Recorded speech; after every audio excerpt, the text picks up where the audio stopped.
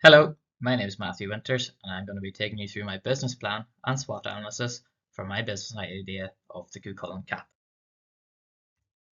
So my idea is for a hurling helmet with added safety precautions to protect players against the risk of concussion. So the initial idea was based on the NFL Guardian cap, which can be seen the blue helmet there. I seen an NFL game and I was wondered what the different helmet was. Done a bit of research and found out that it was to reduce the risk of CTEs, which are quite common in that sport. So then for hurling, it's one of the fastest field sports in the world. There's an incidence of concussion of 0.12 per 1,000 hours of playing time, and then some of the effects of concussion include acute symptoms such as nausea, headaches, dizziness, sleep disruption, as well as long term such as neurodegenerative diseases and dementia. So why I thought this product might work out, there's a large sample size actively playing according to the Gaelic Players Association, so over 204,000 children, and parents, if they've seen a product with extra protection, they might think about trying to buy it.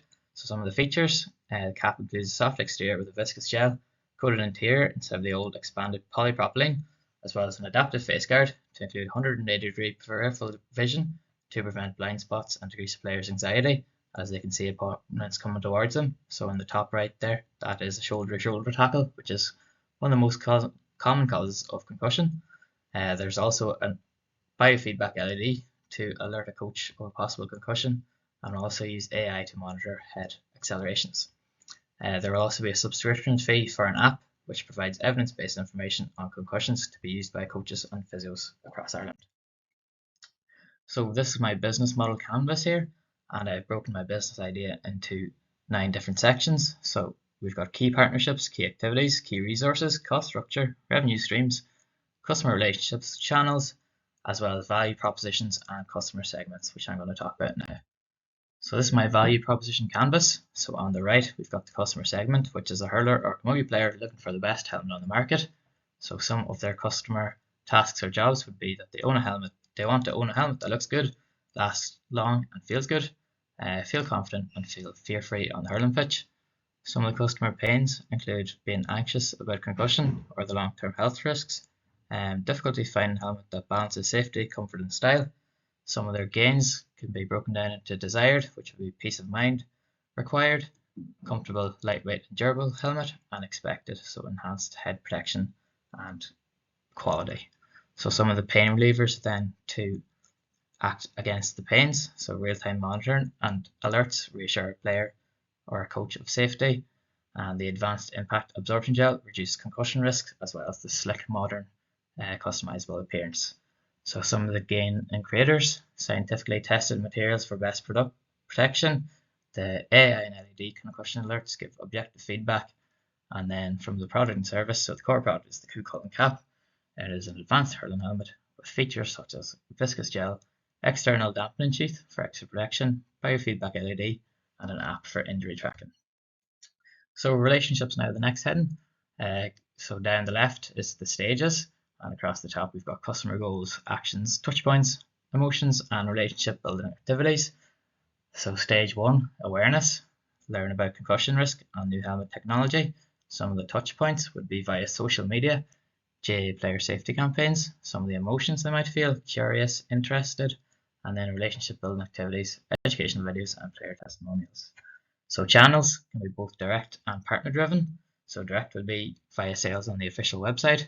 Indirect would be collaborations with local GA clubs and local sports retailers. Social media would help to expose the product, and then demonstration sessions could be held to show how to put the product on, as well as how to set up the app. Key activities will be centered around innovation, production, and relationship building. So the product design and testing of the impact absorption materials, biofeedback sensors, and AI analytics, the 3D printing and assembly of the product, marketing and partnership development, and digital platform and app. So some of the key resources, so technological resources would be the actual materials for the helmet, the embedded sensor systems to detect the head accelerations, as well as the mobile app. And the human resources would be sports scientists, physiotherapists, and marketing to help expose the product again. And production would be through the initial capital investment and 3D printers. So key partnerships, the GAA, which is the national governing body of hurling, the manufacturers who make the product, some of the local sports retailers who would sell the product, and then sports medicine organisations who could offer people who are experiencing concussions, such as physiotherapists or doctors. Costs, research and development, so impact technology, biofeedback systems and test materials. There'll be significant production and manufacturing costs, 3D printers, assembly and quality insurance, so they'd all be big costs. Then some additional expenses will include marketing, distribution, the maintenance of the online app, and then paying staff salaries too. So revenue streams. So the primary stream would be through the helmet sales on the online shop. So they'd be between 150 and €200, depending on the price of the raw materials. And some of the secondary streams would include subscription-based service linked to the mobile app, which provides the data analytics, concussion tracking, and educational resources, as well as bulk sales to clubs, replacement parts for damaged products, customization options for clubs as well. So if they wanted to get their own colours, maybe their crest and initials, and then the mix of the one-time and recurrent payments would ensure financial sustainability. So moving on to our SWOT analysis now. So the internal factors would start off with the strengths. So the advanced safety value, the product directly addresses the growing concern of concussions and head injuries in hurling by offering an evidence-based solution with a clear gap in the market. Superior impact absorption, it is designed to offer advanced impact absorption beyond the basic standards met by current competition. Sustainability focus, helmets are designed with recyclable materials in order to promote sustainability. Weaknesses, resistance, so there'll be potential to resistance as seen in the NFL. The players don't like the looks of the Guardian caps, and then in hurling as well, the helmet would have to respect the traditional hurling values.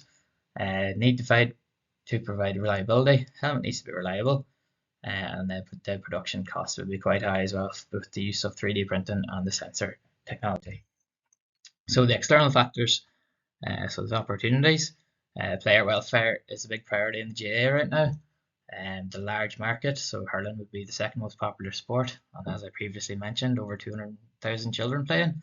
Limited competition, so there's no other brands with options for increased protection at the minute. Some of the threats would be the economic or insurance barriers, the need for formal regulation, so to ensure acceptance, and then manufacturer response. They might come up with another idea as well after seeing my idea on the market. So to conclude, I believe my business model will grow for a few reasons. Core value proposition of superior safety against head injuries directly aligns with the GAA. The 3D printing would offer premium custom fit, and then the first mover advantage due to the gap in the market. So that's everything. Thank you.